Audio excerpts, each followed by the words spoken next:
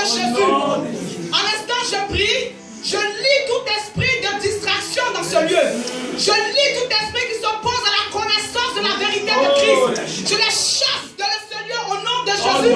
Et maintenant, je libère l'onction de Dieu. À l'instant où la parole de Dieu va commencer à être annoncée, que le Saint-Esprit passe dans les rangées et touche les vies au nom de Jésus. Libère les vies au nom de Jésus. Guéris les malades au nom de Jésus-Christ. Oh, libère et brise les chaînes au nom de Jésus.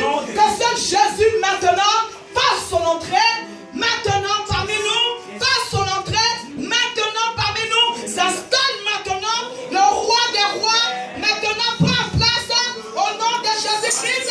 Que le roi des rois fasse son entrée dans ce lieu maintenant.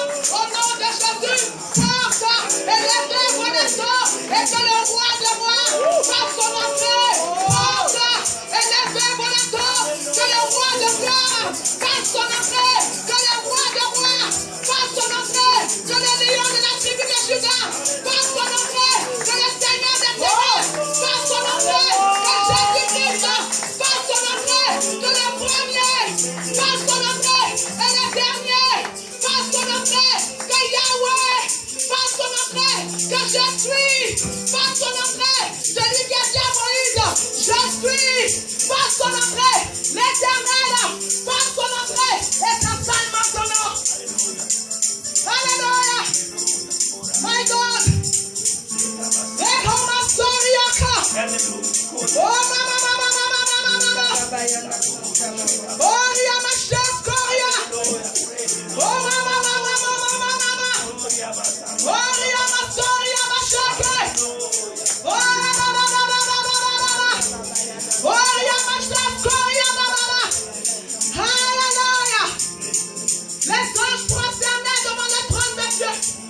Adore l'Éternel et Christ. Saint l'Éternel est Dieu des armées. Nous nous joignons aux anges et nous crions Saint l'Éternel, le Dieu des armées, le roi de gloire, l'Éternel, le Dieu tout-puissant. Merci pour ta présence.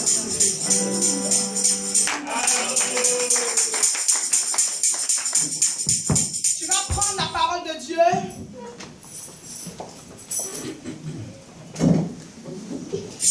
Moi, je suis devenue congolaise. Amen.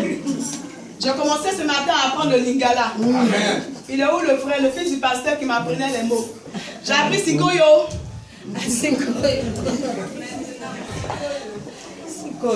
Likolo. Ah bon.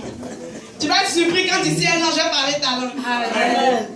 J'ai connu papa bienvenue, maman Titi la grâce. Nous sommes devenus une seule famille. Amen. Je vais apprendre des mots en ivoirien. Amen. Et puis eux, ils vont m'apprendre le lingala. Amen. Quand je vais revenir, je vais chanter à lingala. Alléluia. Amen. Le thème d'aujourd'hui, c'est la foi qui sauve. Amen.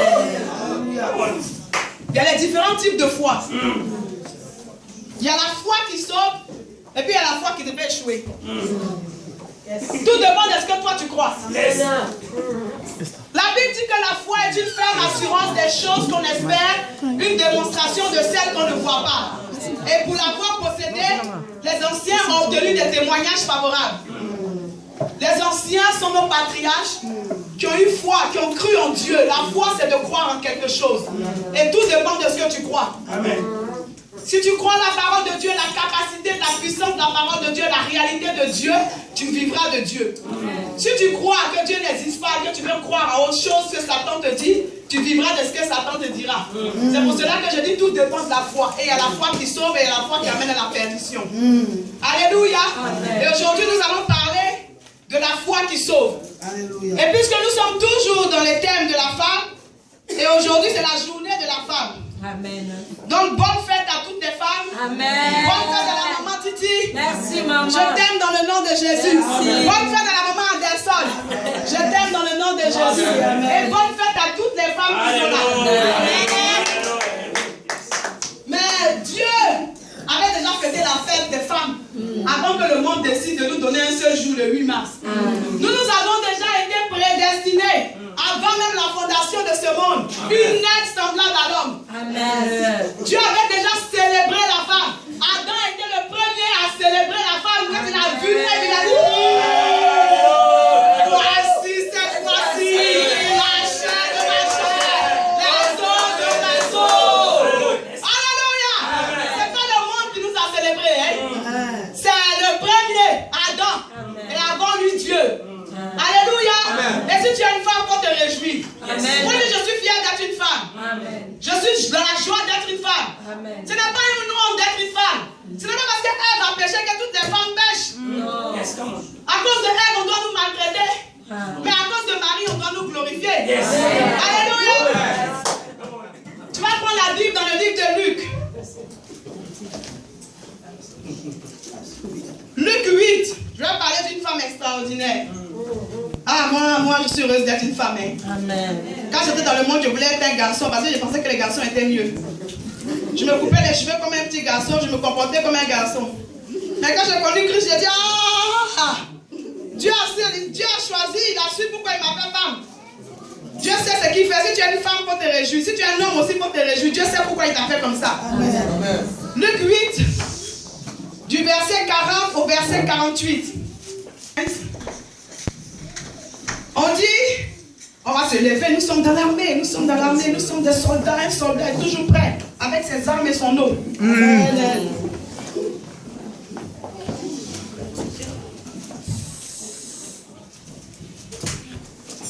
À son retour, Jésus fut reçu par la foule, car tous l'attendaient.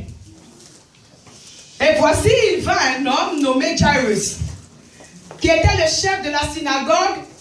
Il se jeta à ses pieds et le supplia d'entrer dans sa maison, parce qu'il y avait une fille unique d'environ 12 ans et qui se mourait. Pendant que Jésus y allait, il était pressé par la foule. Or, dis or. Or. Il y a des adultes qui ne vont pas rentrer. Il y avait une femme atteinte d'une perte de sang depuis 12 ans et qui avait dépensé tout son bien pour les médecins sans qu'aucun n'ait pu la guérir. Elle s'approcha par derrière et toucha le bord de son vêtement, du vêtement de Jésus. Au même instant, dis au même instant. Au même instant. La perte de sang s'arrêta et Jésus dit, qui m'a touché? Dis qui m'a touché? Qui m'a touché? Comme tous s'en défendaient, Pierre, toujours le même Pierre, dis Pierre. Pierre. Et ceux qui étaient avec lui dirent, Maître, la foule t'entoure et te presse. Et tu dis, qui m'a touché? Mais Jésus répondit, quelqu'un m'a touché. Dis, quelqu'un m'a touché. Quelqu'un m'a touché. Car j'ai connu qu'une force était sortie de moi. La femme, se voyant découverte, vint toute tremblante se jeter à ses pieds et déclara devant tout le monde, devant tout le peuple, pourquoi elle avait touché et comment elle avait été guérie à l'instant. Dis à l'instant. À l'instant. Jésus lui dit, ma fille, dis ma fille. Ma fille. Ta foi, dis ma foi. Ma foi. Dis ta foi. Ma foi. Ta foi. Ma foi. T'a sauvé. Va en paix. Dis va en paix. Va en paix. Amen. Amen. Tu peux t'asseoir dans la présence de Dieu. J'aime trop la parole de Dieu. C'est sucré comme du miel. Amen. Voilà que Jésus partait quelque part sur son chemin. Il rencontre un homme qu'on appelle Jairus, un chef de la synagogue, qui rencontre Jésus et qui le presse d'aller chez lui parce que sa fille de 12 ans était malade. Elle était mourante. C'est ce que la Bible nous enseigne. Et Jésus accepte d'aller chez cet homme pour guérir sa fille, pour prier pour son enfant, afin que son enfant ait le rétablissement. Or, j'aime trop cet or là. Or, c'est pendant à quelque chose qui se passe. Jairus pressait Jésus. Jésus était pressé. Il allait quelque part. À un frein. Malgré que Jésus était pressé. Je vais enlever mes chaussures, je peux? Oui. Ben, je vais courir aujourd'hui. Comme c'est le dernier jour, il faut que je sois à l'aise. Amen. Bon, pour ceux qui ne sont pas habitués, c'est comme ça que je prêche. Hein? Hier, je n'ai pas enlevé parce que je venais d'arriver. Alléluia. Jésus allait quelque part. Il était pressé. Cette femme n'était pas sur le chemin de Jésus. Elle n'était pas dans le planning de Jésus. Elle n'était pas dans l'agenda de Jésus. L'agenda de Jésus, quand il allait chez Jairus, le chef de la synagogue, pour guérir sa fille qui était mourante. Amen. Mais,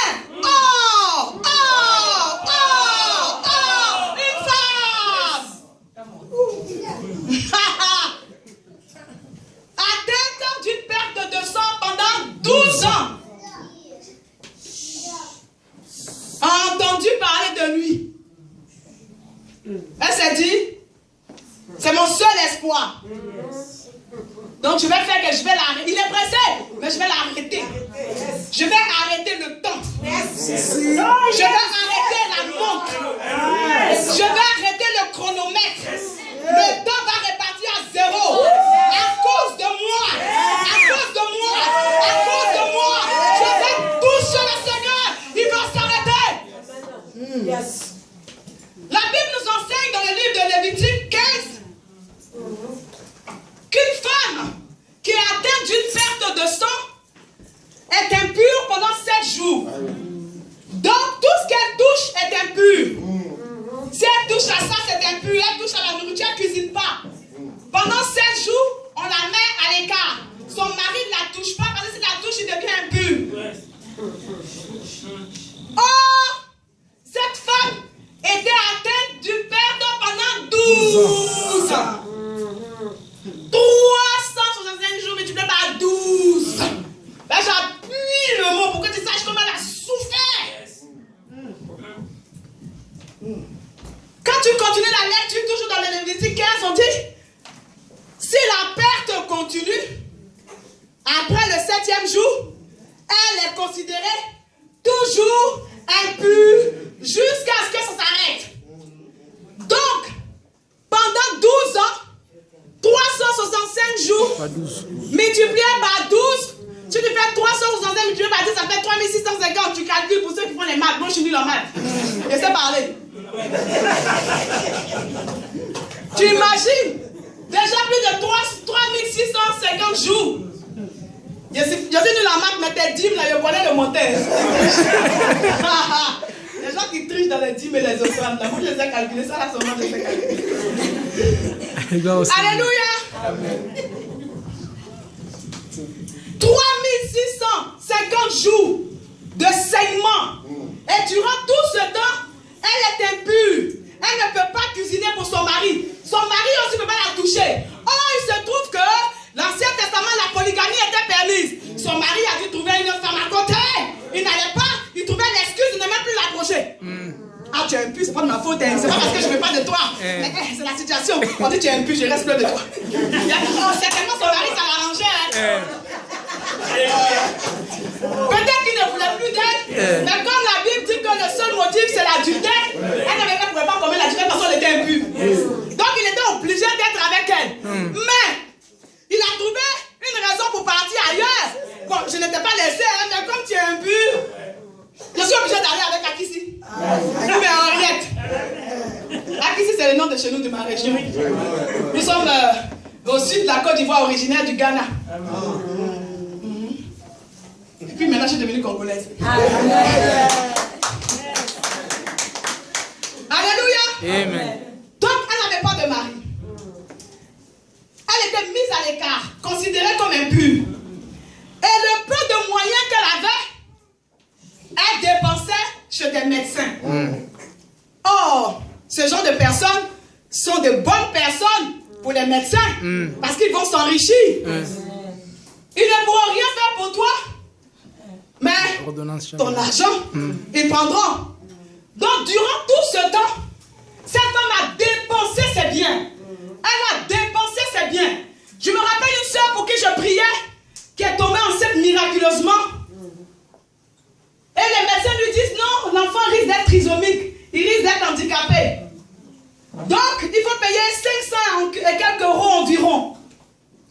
examen. Je dis, hey, viens, on va faire la communion. Tu vas boire la communion. Amen. Yes. Come on. Tu vas boire le sang de Jésus, et puis tu vas manger le pain de Jésus. Yes. Et puis tu vas voir que l'enfant n'a rien. Amen.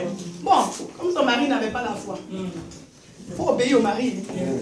On a prié, on a fait la communion.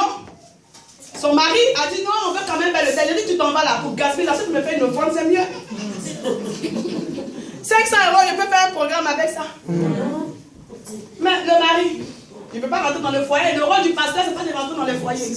Nous nous donnons notre parole et on laisse les gens le libre arbitre. Ils sont allés faire l'examen. Quand tu veux être incrédule, c'est pour ça qu'il dit en quoi tu crois. Tout dépend de ta foi. Tout dépend de en quoi toi tu as foi. Le mari, comme il avait foi en la science et de ce que le médecin disait, il est parti faire l'examen. Il a payé 500 €. Après les résultats, l'enfant n'a rien. Je dis finalement, 500 € tu m'avais donné là. J'allais sauver des vies par une croisade. Amen.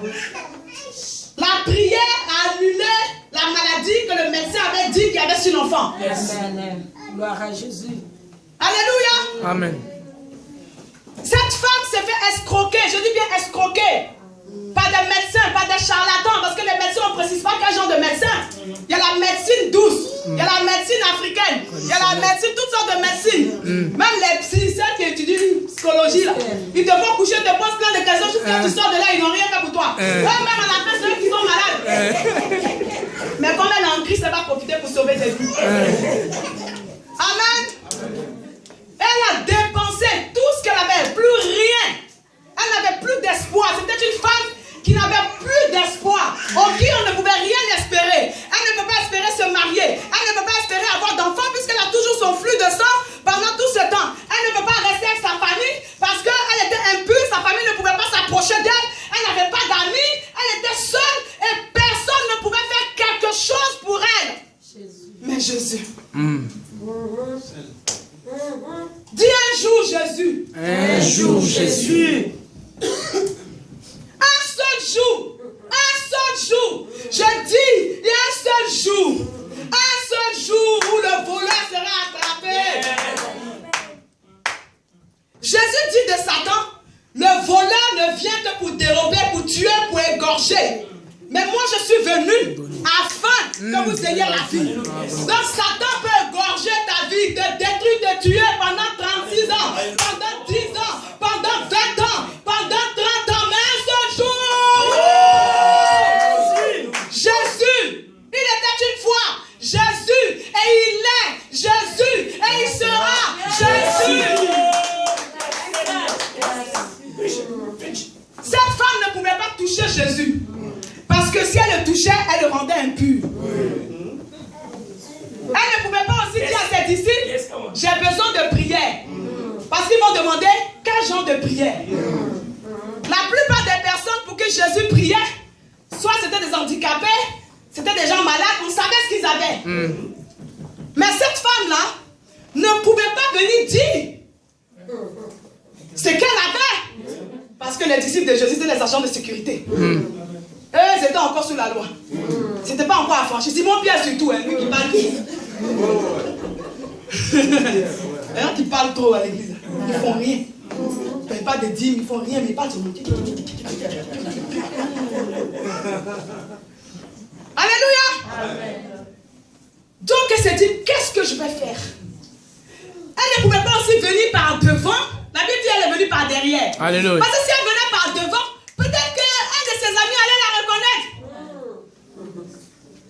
Son voisin allait la reconnaître. Ou bien de ses parents, peut-être passer par là. Parce que souvent, les malheurs que ça va t'atteindre.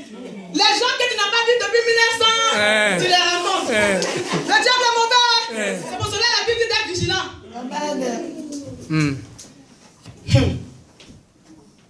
Elle s'est dit, si je passe, on va me reconnaître. Si je dis, j'ai besoin de prier, ils vont me demander ce que c'est. Donc, les femmes sont intelligentes. Hein? Amen. Elle s'est arrêtée là, elle a dit, moi, cette situation aussi, je ne la laisserai pas me tuer. Je ne vais plus accepter de souffrir comme ça. J'ai besoin d'avoir une vie stable. J'ai besoin de vivre comme tout le monde. Il faut que je réfléchisse. Le Saint-Esprit n'était pas encore descendu. Parce que Jésus n'était pas encore mort. Mais il avait parlé à cette femme. Je n'étais pas là, mais je suis persuadée. Il a dit, toi, tu vas être intelligent. une jambe comme les 12 espions qui sont partis à Jéricho. Oui. On est passé devant pour qu'on t'attrape. Tu vas passer derrière, mais tu vas le toucher. Elle dit, toi là, je ne te connais pas, mais tu es trop bon. Elle s'est dit, je vais passer par derrière, mais tranquillement. Des fois, il faut être secret. Si elle là, tu fais les choses. Elle a dit, elle voulait appeler pasteur, papa, on dit silence, tais-toi un peu. Parce qu'il y a des combats, quand tu annonces, tu perds. C'est pas que le pasteur est mauvais ou la maman est mauvaise, non, non, non. Mais une fois certaines paroles, quand les gens sont au courant, trop de personnes sont au courant, le vent, il y a des esprits, les esprits sont spirituels, on ne les voit pas. C'est pour cela que Joseph parlait tellement qu'il s'est retrouvé en Égypte. Et il a eu la chance qu'il n'est pas mort. Dieu lui a montré des choses, il n'a pas envoyé d'aller parler. Et tu t'es vu tes étoiles, tu t'es passionné devant moi. Hé papa, j'ai vu que tu étais passionné dans le rêve, tu t'es vu que tu étais passionné devant moi. On est toi là. C'est toi qui fais les rêves. Faisais le son. Le frère Dieu va s'occuper de lui. Mais merci Seigneur, parce que le Seigneur l'a épargné par Judas. Judas signifie louange. La louange de Joseph l'a sauvé. Il parlait beaucoup, mais c'était un grand adorateur. Alléluia. C'est pas tout le temps on parle. Donc elle a gardé son secret. Et puis, elle est passée par derrière. Elle a dit si seulement, regardez la foi de cette femme. Elle n'a pas dit, va m'imposer les mains. Les gens, quand si tu as prié, puis tu n'as pas imposé les mains, non, il n'y a pas sorti de cet esprit. Ou bien quand ils ne sont pas tombés, il n'y a pas eu le feu. Ils ne sont pas. Bon, selon eux, il n'y a pas eu le feu, parce qu'ils ne sont pas tombés. Sinon, le feu est toujours là. Yes. Là, ils ne sont pas tombés, ils n'ont pas dit, ils ne sont pas délivrés. Mais aujourd'hui, là, la chorale a chanté, je n'ai pas eu de frisson, mon corps n'a pas. Non, le pasteur n'a pas bien prêché aujourd'hui parce que je n'ai pas senti. Les gens qui vivent par les émotions là. Et ils pensent que le Saint-Esprit est là pour chatouiller les gens comme ça. Thermomètre. Il dit, parce qu'il y a des gens comme ça, hein, quand ils vont à l'église, puis tout le monde tombe là, ils sont persuadés que le Saint-Esprit est venu. Le jour où ils viennent à l'église, que le pasteur a parlé calmement, personne n'est tombé. Et puis ils sont partis là, non, aujourd'hui là, je t'ai dit, moi c'est à l'église, mais c'était même pas chic, j'ai rien senti. C'est comme ma fille qui est assise là, quand je prêche calmement, elle n'aime pas. Donc je n'ai qu'à sauter, c'est là qu'elle sent que tu as prêché.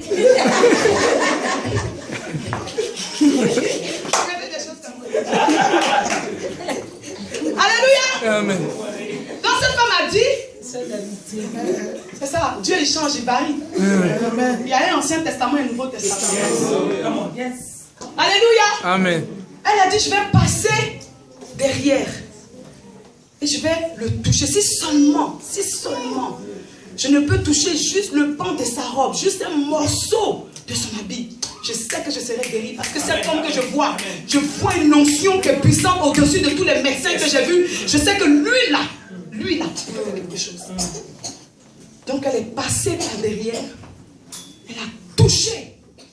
Au moment où elle a touché, quelque chose s'est passé en Jésus. Une force s'est dégagée. Il y a eu un transfert. La malédiction de cette femme a été transférée à Jésus.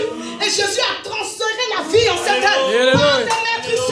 Par les maîtrissures, de Christ, nous avons été guéris.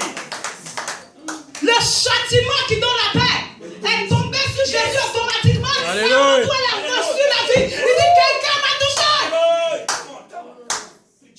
Pierre le bavard, il parle toujours. Tout le monde est là, il dit, quelqu'un m'a touché. Deux fois, les gens vont taire la bouche. Quand ils veulent trop raisonner, tais-toi. Amen. Il dit, je vous dis, que quelqu'un m'a touché, toi tu dis quoi? Je sais qu'il y a du monde autour de moi, mais je te dis que quelqu'un m'a touché. Quand la femme a entendu ça, elle a dit, non seulement il est guéri, mais en plus, il sait ce qui se passe. Elle est venue toute tremblante. Elle s'est mise à genoux. Et elle a dit la raison pour laquelle elle avait touché.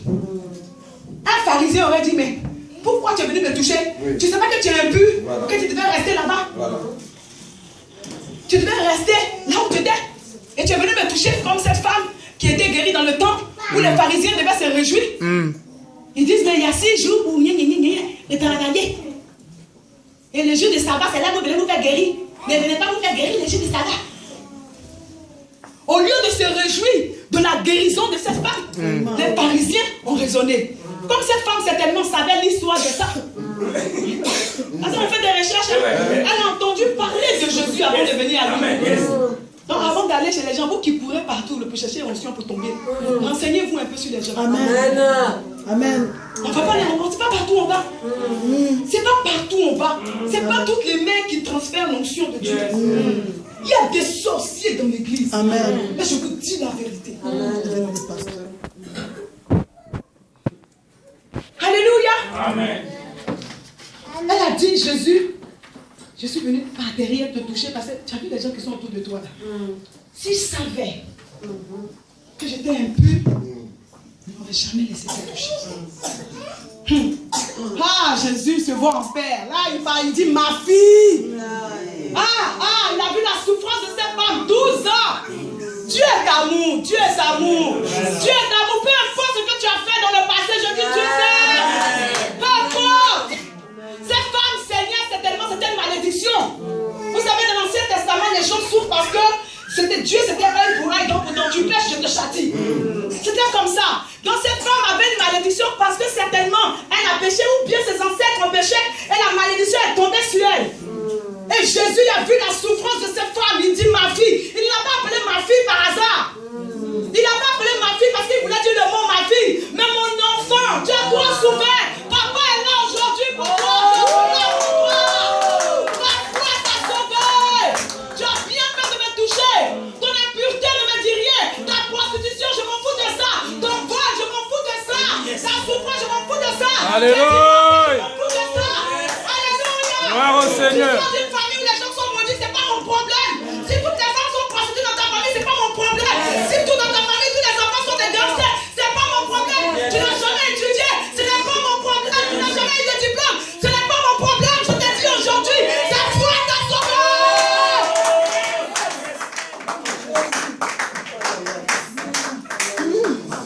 Peu importe. Le diable ne fait pas du mal à n'importe qui. Tu n'es pas n'importe qui. Maman a dit que Daniel et ses confrères ont été choisis parce qu'ils sortaient d'une famille noble. Parce que tu es un enfant de Dieu et qui était perdu à cause du péché d'Adam et Ève qui a ouvert la porte à la malédiction. Mais tu es un enfant de Dieu que l'ennemi a vu ton étoile. La Bible dit que lorsque Jésus est né, son étoile a brillé. Lorsque tu viens dans une famille et que c'est une famille détruite par la sorcellerie, celui qui détient la famille de la sorcellerie voit ton étoile. Bon, je te fatigue, je tourne trop, il faut te mettre ici. Alléluia. Parce que tu passes là, je te vois en vrai, tu danses là. Alléluia. Amen. La personne voit ton étoile. Il voit ton étoile et il commence à étouffer ton étoile. Pour ne pas que ce que Dieu a prédestiné pour toi, que tu rentres dans l'accomplissement. C'est pour cela que tu es combattu. Amen. La Bible dit sur les rois mages. Mages vient de magie. C'est des magiciens. C'est des astrologues qui ont vu l'étoile. Ce n'est pas des juifs. Et ils sont venus se prosterner devant lui. Dans chaque famille, il y a une autorité présente qui veille à ce que personne de la famille ne réussisse si c'est le pacte qui est fait dans la famille. Et puis toi, tu sors de nulle part et puis Dieu t'a prédestiné à délivrer la famille. Oh maman. Sache que c'est là que ton problème a commencé. Mais malgré cela, Dieu ne va pas permettre qu'ils prennent ta vie. Dieu va peut-être les laisser te détruire. Comme Rahab la prostituée. Elle n'était pas prédestinée à être prostituée. Mais Satan savait qu'au travers elle, il y aurait la descendance de Christ. Donc il a mis sur tous les trottoirs. Et quand il a mis dans les trottoirs, il a dit qu'il va la marier maintenant. Elle. Mais un jour, Dieu, des espions devaient arriver là. Amen. Parmi les espions, il y a des prostituées.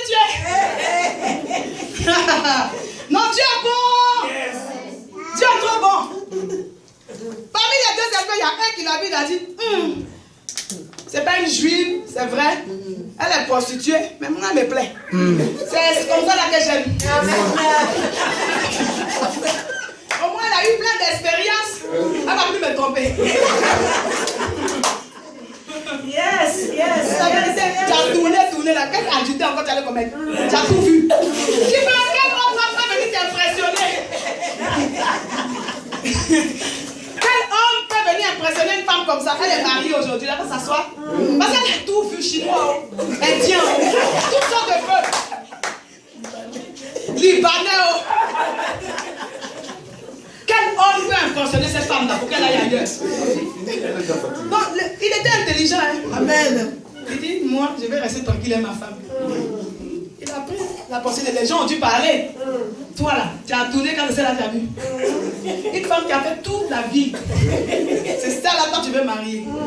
Il dit, c'est parce qu'elle a fait la ville, elle a rasé la ville. Et je veux la marier.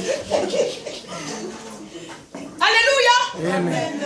Satan va s'arranger à détruire. Et Dieu va le laisser faire. Parce que derrière, il y a le plan de Dieu. Amen.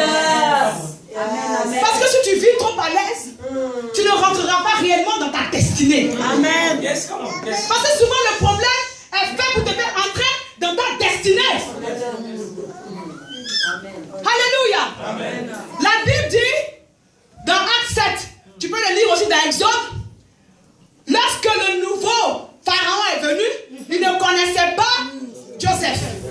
Alors il a décidé de tuer tous les premiers-nés. Parce qu'il dit ceux-là, ils commencent à être trop nombreux, ils vont finir par s'enrichir trop ici, ils vont prendre le pays, tuons-les tous.